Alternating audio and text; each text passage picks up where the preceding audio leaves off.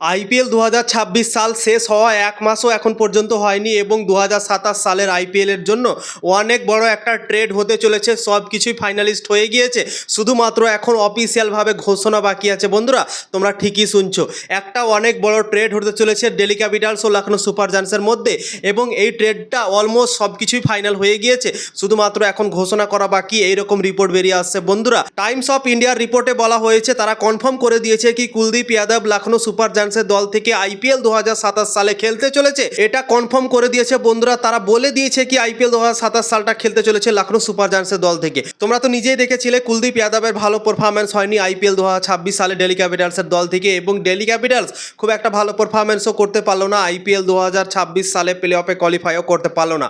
তো তাই জন্য এই দিল্লি ক্যাপিটালস হয়তো ভাবছে কি আমরা কুলদীপ যাদবের জায়গাতে এমন একটা প্লেয়ারকে নিয়ে চলে আসবো যে প্লেয়ারটা আমাদের দলে আগে ছিল। বন্ধুরা, তাদের কাছে সুযোগ রয়েছে, তাই জন্যই আমার মনে হয় এই সুযোগটা তারা ইউজ করছে। বন্ধুরা, তো কুলদীপ যাদবকে শোনা যাচ্ছে কি দিয়ে দেবে লখনৌ সুপার জায়ান্টসের দলে এবং তার জায়গায় আবার ঋষভ পান্তকে নিয়ে চলে আসবে। বন্ধুরা, ঋষভ পান্ত আগেও দিল্লি ক্যাপিটালসের দল থেকে অনেক বছর খেললো, কিন্তু 2 বছর আগে দিল্লি ক্যাপিটালস তাকে ছেড়ে দিয়েছিল।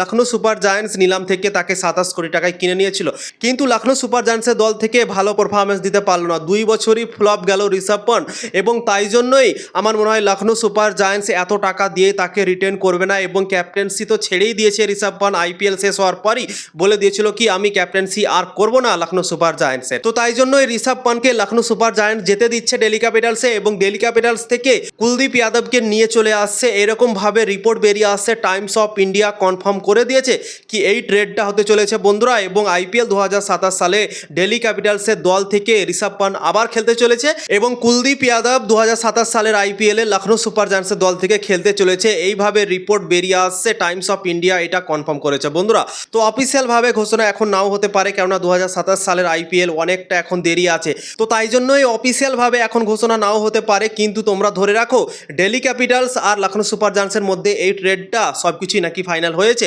এইভাবে তোমরা কিন্তু ধরে রাখো, পরে হয়তো ঘোষণা হতে পারে। বন্ধুরা, তো আইপিএল কতটা ফাস্ট তোমরা নিজেই বুঝতে পারছো। আইপিএল শেষ হওয়া এখন পর্যন্ত এক মাসও হয়নি, তার আগেই দেখো ট্রেডের কথা আলোচনা শুরু হয়ে গিয়েছে ২০২৭ সালের আইপিএলের জন্য। বন্ধুরা, তো সত্যি এটাই আমাদের আইপিএলে ওনাররা মনে হচ্ছে দেরি করতে চায় না। বন্ধুরা, একটা আইপিএল শেষ হলো এবং আর একটা আইপিএলের জন্য তারা রেডি হতে শুরু করে দিয়েছে, এবং একটুও সময় তারা কিন্তু হারাচ্ছে না। বন্ধুরা, কিভাবে নিজের দলকে ভালো করা যায়, কিভাবে নিজের দলকে শক্তিশালী বানা যায়, সেটাকে নিয়ে ভাই আইপিএল শেষ হওয়ার পরই পরবর্তী আইপিএলের জন্যই তারা একদম কাজ শুরু করে দিয়েছে মনে হচ্ছে, এবং আইপিএল ২০২৭ সালের জন্য এখন থেকে রেডি হতে শুরু করে দিয়েছে। বন্ধুরা, আরও একটা খবর বেরিয়ে আসছে। বন্ধুরা, যুবরাজ সিং দিল্লি ক্যাপিটালসের দলে সাপোর্টিং স্টাফদের মধ্যে আসতে চলেছে। বন্ধুরা, কোন পদ তাকে দেওয়া হবে এটা এখন পর্যন্ত জানা যায়নি, কিন্তু যুবরাজ সিং দিল্লি ক্যাপিটালসের দল থেকে আইপিএল ২০২৭ সালে কাজ করবে সাপোর্ট স্টাফ হিসেবে। এই জিনিসটাও কিন্তু টাইমস অফ ইন্ডিয়া কনফার্ম করেছে। বন্ধুরা, বলে দিয়েছে কি যুবরাজ সিং